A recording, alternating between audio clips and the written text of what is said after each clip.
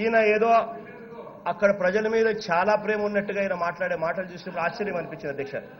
కారణం ఏంటంటే అధ్యక్ష, నిన్న ఇన్సిడెంట్ జరిగి 5 మంది కార్మికులు చనిపోతే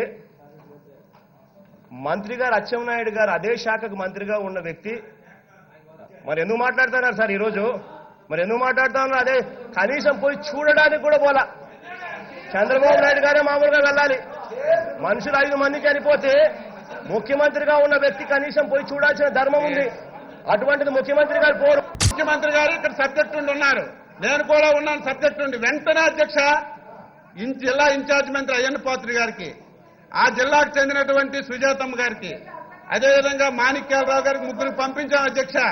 అచ్చెన్నాయుడు గారు నువ్వు వెళ్ళలేదు, ముఖ్యమంత్రి గారు వెళ్ళలేదు, నీకో పని అయిపోయింది. ఎక్కడ ఎవరు చనిపోతారు, శవం ఎక్కడ దొరుకుతుంది, వెంటనే వెళ్ళి ఓలిపోదామని ఆ శవాల మీద రాజకీయాలు చేయడానికి నువ్వు ప్రయత్నం చేస్తున్నావు తప్ప సమస్య పరిష్కారానికి నువ్వెక్కడ కూడా చర్యలు చూపించడం లేదు.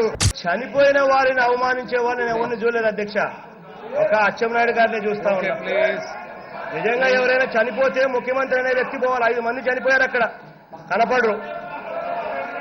బస్సు ప్రమాదంలో 10 మంది చనిపోతారు, ముఖ్యమంత్రి కనపడ్డు. ట్రైన్లో 40 మంది చనిపోతారు, ముఖ్యమంత్రి పోడు. ఇదయా కనీసం మానవత్వం అన్నది నేర్చుకోండి.